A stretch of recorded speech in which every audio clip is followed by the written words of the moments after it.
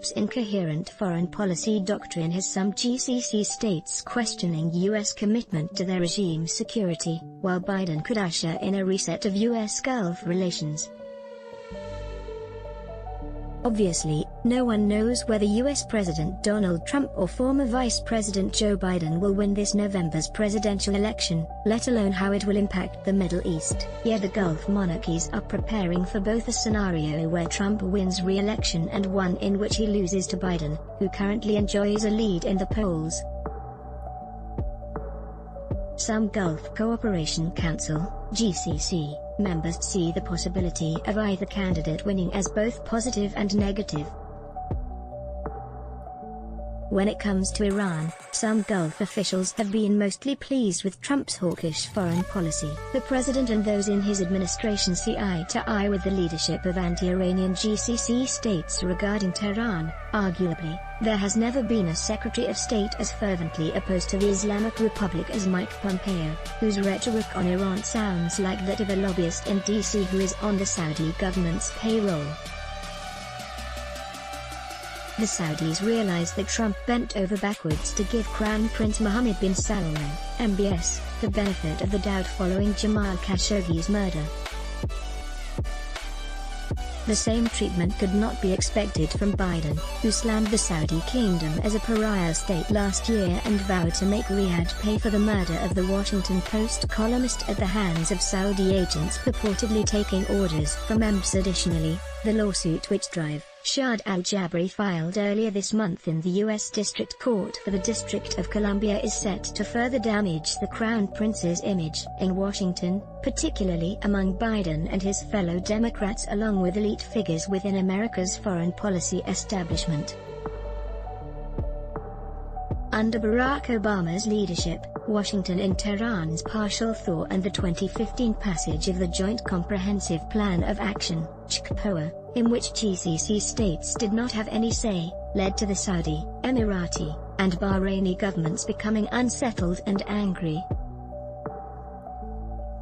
Other events and policies fueled distrust of U.S. leadership too. These included Obama's handling of the Syrian crisis, condemnations of Bahrain and Egypt's governments on human rights grounds, and rhetoric that was seen as pro-Arab Spring. In sum, officials in Riyadh, Abu Dhabi, and Manama detested the previous administration's perceived sympathy for Islamists and Iran, as well as its limited and selective support for democratic reforms in the wider Arab world. Nonetheless, Trump has been all over the map as a president. Many of his foreign policy decisions have lacked coherence or any semblance of strategic thinking.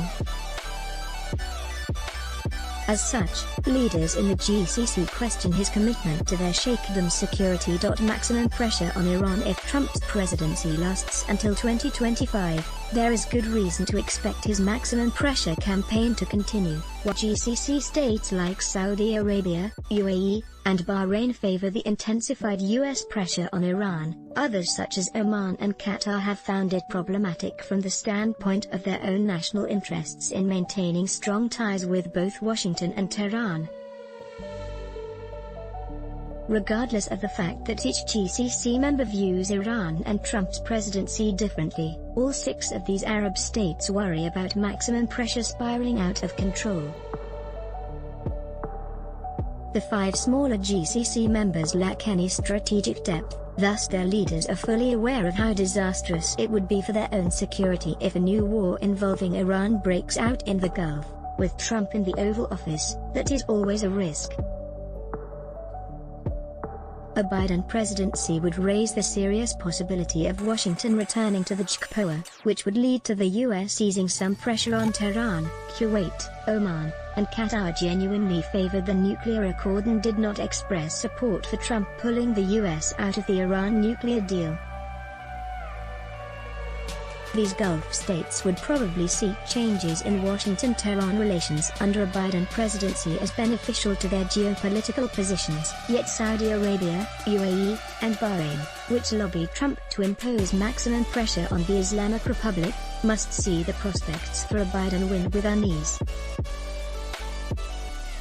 Leaders in Riyadh, Abu Dhabi, and Manama worry that Biden would bring back Obama-era strategies for dealing with Tehran, which they believed left their monarchies vulnerable to Iran's nefarious conduct in the region. Yemen, Iraq, and Libya. GCC states also have vested interests in many of the Arab region's hotspots, which the outcome of the U.S. presidential election could severely impact. In Yemen, Trump's administration has strongly backed the Saudi-led coalition's war against Houthi rebels, even as the U.S. diplomatic establishment has ceased to support Riyadh's actions in Yemen. Trump and those in his inner circle have never backed off from supporting the Saudi-led military campaign notwithstanding such domestic pressure. If Biden enters the Oval Office in January, Riyadh may have to work with a new U.S. administration that pressures the Saudis to pull out of Yemen. The Saudis would not want to end their operations before the Houthis make certain compromises that would enable Saudi Arabia to exit without worries about what could result from the Iranian-backed Ansarullah movement feeling emboldened. Iraq is where Trump has been boldest in terms of countering Iran's regional influence, most vividly underscored by the brazen assassination of Major General Qasem Soleimani in January. In general, the Saudis have welcomed Trump's determination to confront the Iranians and their proxies in Iraq within the context of grander efforts aimed at decreasing Tehran's influence in the country. By the same token, as the September 2019 Aramco attacks indicated, the Saudis have concerns about Trump's willingness to defend the kingdom from the threats posed by Iranian-sponsored groups in the region that have a hostile relationship with Riyadh.